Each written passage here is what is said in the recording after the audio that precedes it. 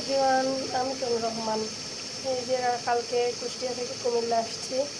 তো আস্তে আস্তে রাত 7:30-8টা বাজছিল। তো এসে এই যে প্রচুর ঠান্ডা লাগছে, বুঝতেই পারতেছেন আমার কণ্ঠ শুনে। প্রচুর প্রচুর ঠান্ডা লাগছে, আমি কথাই বলতে পারতেছি না, এত পরিমাণে ঠান্ডা লাগছে। তো এসে রাত্রে সব পরিষ্কার করে শুইতে শুইতে বেজে গেছিল রাত 12টা 1টা। তো আবার সকালবেলা উঠে এই যে ভোরবেলা উঠে রান্না বান্না করতেছি। এই যে একদম কিন্তু সকাল, দেখলেই বুঝতে পারবেন একদম সকাল। বাইরে বৃষ্টি হয়েছে, বোঝাই যাচ্ছে। তো আমি এই যে রান্না করতেছি, পাঙাশ মাছ ভানা করলাম। কী আর করবো বলেন, এসে কি যে কী রান্না করবো এটাই মাথায় ঢোকে না। তো মাছ মাংস ফ্রিজে আছে, তো ওইগুলোই হচ্ছে পাঙাশ মাছটা ভানা করে ফেললাম।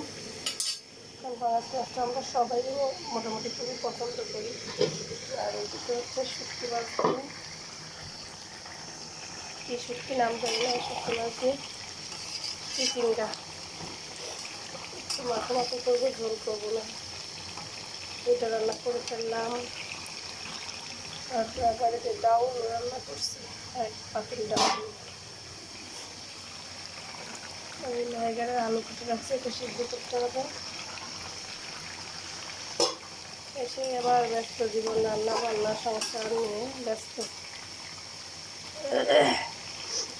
এত ঠান্ডা লাগছে, আমার কণ্ঠ দিয়ে কথা বের হচ্ছে না।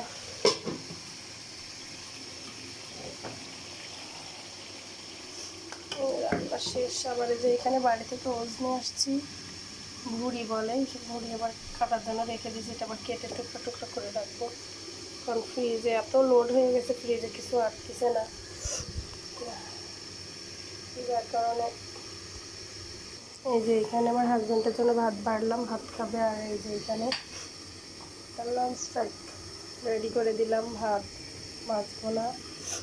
আর এটাতে হচ্ছে শুটকি মাছের তরকারি দিব। আগে জিজ্ঞেস করবো যদি এটা না খেতে চাই তাহলে ডাউল দিয়ে দেবো। আসলে এমনিতে শুটকি মাছের তরকারি খেতে চাই না।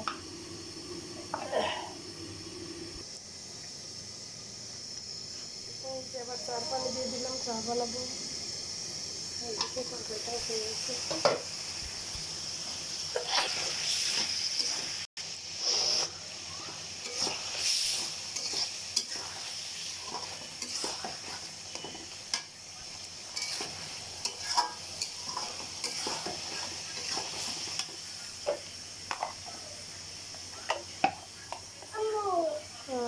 বলো, মাংস রান্না করি নাই তো মা, মাছ ভুনা করছি।